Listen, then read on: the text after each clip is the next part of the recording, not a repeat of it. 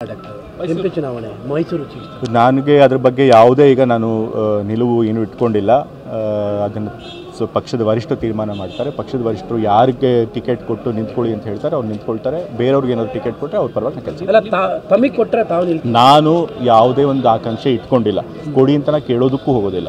ಆದರೆ ಅದು ಪಕ್ಷಕ್ಕೆ ಬಿಟ್ಟಿದ್ದು. ಪಕ್ಷದ ವರಿಷ್ಠರು ಏನು ತೀರ್ಮಾನ ಮಾಡ್ತಾರೆ ಅದಕ್ಕೆ ಬದ್ಧವಾಗಿ ಕೊಟ್ಟರೆ ತಾವು ನಿಲ್ತೀರಾ? ಕೊಟ್ಟರೆ ಏನು ಮಾಡೋಕ್ಕಲ್ಲ. ಪಕ್ಷದ ತೀರ್ಮಾನಕ್ಕೆ ಬದ್ಧವಾಗಿ ನಡ್ಕೊಳ್ಳೇಬೇಕಾಗುತ್ತೆ.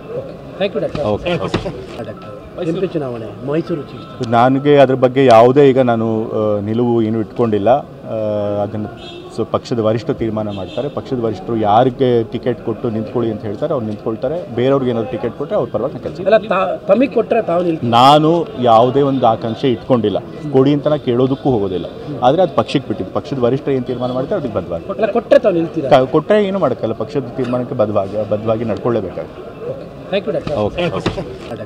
ಎಂಪಿ ಚುನಾವಣೆ ಮೈಸೂರು ಚಿಕ್ಕ ನನಗೆ ಅದ್ರ ಬಗ್ಗೆ ಯಾವುದೇ ಈಗ ನಾನು ನಿಲುವು ಏನು ಇಟ್ಕೊಂಡಿಲ್ಲ.